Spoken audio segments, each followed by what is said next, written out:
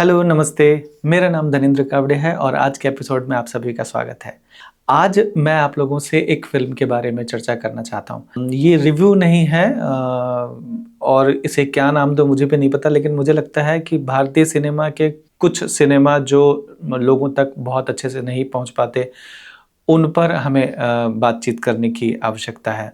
तो एक शुरुआत जैसे कह सकते हैं, ऐसा नहीं कि उन फ़िल्मों को लोग नहीं जानते हैं, लेकिन उन पर चर्चा होनी चाहिए। आज मैं जिस फ़िल्म की बात करना चाह रहा हूँ, वो फ़िल्म का नाम है या गोष्टीला नावचनाई। उच्चारण यदि मेरे से चूका हो तो मुझे क्षमा कीजिएगा। मैं महाराष्ट्रियन हूँ, लेकिन मेरी मराठी का उच्चारण कई बार चूक जाता है। मैं जहाँ से हूँ वो विदर्भ और मध्य प्रदेश का बॉर्डर है, तो मेरी मराठी बहुत अच्छी नहीं है। मुंबई में जाकर के मैंने मराठी सीखी और वहाँ लोग बाकायदा मुझे ये बोल करके इंट्रोड्यूस करते थे कि हाँ मराठी आहे पण याला मराठी येत नाही। तो थोड़ा-सा अजीब होता था, लेकिन हाँ उच्चारण मैं बहुत कुछ सीखा हूँ।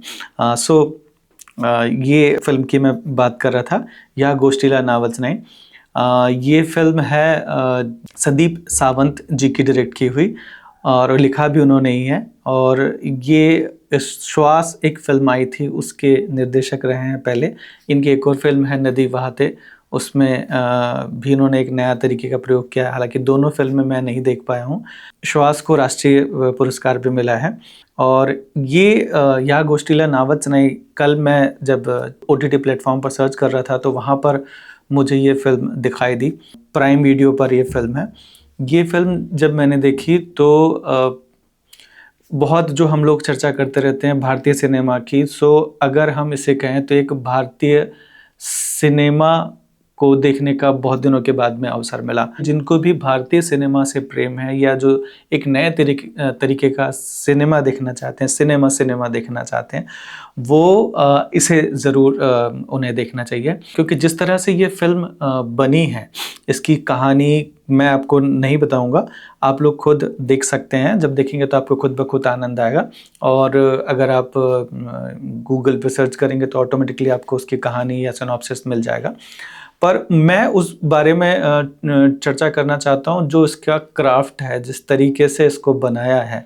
एक-एक फ्रेम बहुत सहज है और एक पटकथा जिस तरीके से कहा फ़िल्मों की होनी चाहिए, वो बहुत सहज रूप से कहती है। और एक जो रियलिज़्म को लेकर के जब हम बात करते हैं, फ़िल्मों का रियलिज़्म, तो आपको वास्तव में इसमें वो एक रियलिज़्म दिखाई देता है। बहुत रियलिज़्म की बात होती है कि रियलिस्टिक सिनेमा ऐसा, रियलिस्टिक सिनेमा वैसा, लेकिन कई बार उस हद तक हम लोग नहीं जा पाते। तो ये एक रियलिस्टिक सिनेमा आपको देखने को मिलेगा। साथ ही एक कॉम्बिनेशन मुझे इसमें लगा, जो प्रयोग हम कहते हैं या प्रतीक कहते हैं, जिस तरह से कई चीज़ें हम प्रतीकात्मक दिखाते हैं, तो इसमें कुछ एक दृश्य हैं जो बहुत ही प्रतीकात्मक लगे। जो निर्देशक हैं वो थिएटर से भी उनका संबंध रहा है, तो कई जगहों पर वो एक जो डिवाइस हम लोग कई थिएटर में इस्तेमाल करते हैं कि दृश्यों को दिखाने के लिए उसके पीछे के बहुत सारी लेयर्स और भावों को, तो वो कई फ्रेम में आपको नज़र आती है। साथ में एक और चीज़ जो मुझे इसमें बहुत अच्छी लगी, प्रियशंकर घोष इसके डीओपी हैं। उन्होंने जिस तरह से फ्रेम चुने हैं निर्देशक के साथ में मिलकर के, जो उनकी चॉइस है वो कमाल है। मतलब एक फ्रेम आपको बहुत सारी कहानी उसमें कहता है, वो सिर्फ फ्रेम में कुछ दिख नहीं रहा है आपको, या कलाकार नहीं दिख रहे हैं, बहुत कुछ ऐसी बातें हैं जो कही जा रही हैं।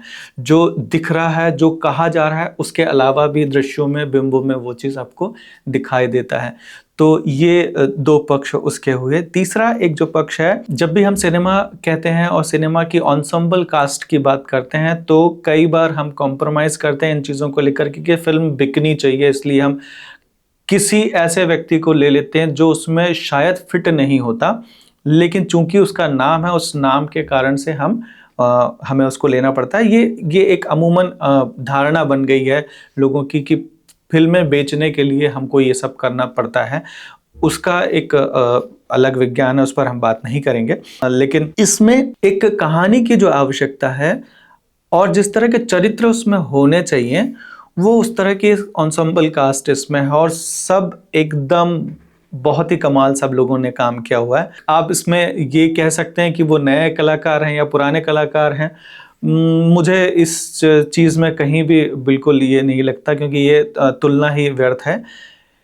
कहानी को कहने के लिए जो आवश्यक तत्व हैं उसमें वो पूरा बैठना चाहिए, और वो इस कास्टिंग में मुझे नज़र आती है। सो एक एंसेम्बल कास्ट को लेकर के या परफेक्ट कास्टिंग को लेकर के फिल्मों में कि कैसे होना चाहिए और रियलिस्टिक सिनेमा को लेकर के किस तरह से काम होना चाहिए, वो मुझे इसमें देखने को मिला। और एक सबसे बड़ी चीज़ कि एक वो कहानी और कहानी की वो पृष्ठभूमि जो हमारे भारतीय सिनेमा का मूल तत्व हो सकती है, क्योंकि भारत एक ऐसी जगह है जहाँ पर इतनी विभिन्नताएं हैं और उस विभिन्नता में इतने अलग अलग पक्ष हैं, इतने अलग अलग क्षेत्र हैं, इतनी अलग अलग पृष्ठभूमि है।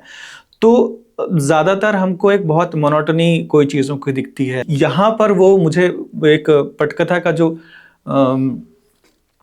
देश है, जो काल है, जो टाइम है, वो एक बहुत ही कमाल का मुझे उसमें लगा कि जिस तरह से उन्होंने चुना है। एक और जो बात डिज़ाइन की मुझे इसमें लगी कि इसका कलर टोन एक है बैक फिल्मों का, और उसके अनुरूप जो कॉस्ट्यूम सिलेक्शन है वो मुझे बहुत कमाल का लगा कि इसमें एक कॉन्ट्रास्ट आपको देखने को मिलता है, साथ में वो कलर एकदम पॉपअप होते हैं जो दिखने चाहिए, जो बहुत कुछ बातें कह रहे होते हैं और पीछे बैकग्राउंड में एक ऑलरेडी एक कलर है।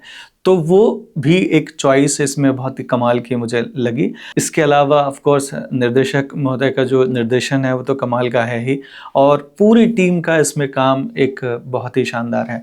तो ये फिल्म भारतीय सिनेमा के प्रेमियों को, जो भारतीय सिनेमा को पसंद करते हैं, उन लोगों को देखनी ज़रूर चाहिए, क्योंकि ये एक बहुत ही अच्छा काम आप लोगों को देखने को मिलेगा। भाषा को लेकर के मुझे नहीं लगता कोई समस्या होनी चाहिए, क्योंकि दृश्यों की अपनी एक भाषा है और भावों की अपनी एक भाषा है, तो वो आप तक कम्युनिकेट हो ही जाएगी।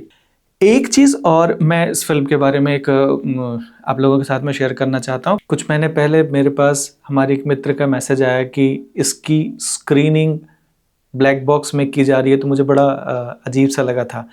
लेकिन इंडिपेंडेंट सिनेमा और इंडियन सिनेमा को बचाने के लिए ये एक प्रयास बहुत ही अनूठा प्रयास था। सिनेमा बड़े पर्दे पर ही देखने पर ही आपको उसका एक बड़ा कैनवस जिसको हम बोलते हैं, या लार्जर देन लाइफ जो हम अनुभव करते थे फिल्मों को देख करके, या फिल्मों को देखने का जो एक अनुभव ही था कि अपने जीवन को अपने से बड़ा देखना, वो रूप में हम नहीं देख पाते, क्योंकि OTT पे जब हम देखते हैं तो हमारा जो टेलीविज़न का साइज़ है उस साइज़ के आधार पर ही हम उसको देखते हैं। लेकिन सिनेमा घरों में जब हम देखते हैं तो वो बहुत बड़े रूप में दिखता है। हालांकि ये फिल्म पूरे महाराष्ट्र में रिलीज़ हुई, पर कुछ ही शोज़ के साथ में और कुछ ही सिनेमा घरों में। कुछ ही शोज़ होने के कारण से एक उसका दुष्प्रभाव ये हुआ कि कई बार शोज़ भी कैंसिल होते रहे, और इस कारण से एक प्रयोग करने का उन्होंने निर्णय लिया कि दर्शकों तक इस फिल्म को पहुंचाना चाहिए, और पुणे के ब्लैक बॉक्स में इसकी स्क्रीनिंग शुरू की ताकि उस अनुभव को दर्शक जी सके। हॉलीवुड रिपोर्टर इंडिया में इसका उल्लेख किया है कि ये एक अनूठा प्रयोग इंडिपेंडेंट सिनेमा और इंडियन सिनेमा को बचाए रखने के लिए किया जा रहा है। ऐसी फिल्में ज़रूर हम लोगों को देखनी चाहिए, और उस अनुभव को हम, टॉकीज़ वाले अनुभव को हम नहीं ले पाए, OTT पर ये उपलब्ध है, प्राइम वीडियो पर, तो आप लोग ज़रूर देखें। मुझे लगता है इस तरह के और भी प्रयास हमें करते रहना होगा, तभी हम इंडियन सिनेमा और इंडिपेंडेंट सिनेमा को सपोर्ट कर सकते हैं।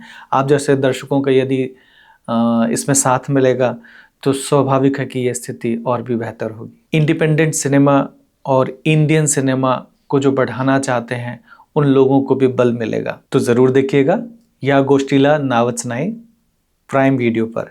इसके निर्देशक हैं संदीप सावंत। यदि आप फिल्म देखें और आपको अच्छी लगी है तो कमेंट बॉक्स में ज़रूर लिखिएगा। यदि ये चर्चा अच्छी लगी हो तो प्लीज़ इसको लाइक कीजिएगा।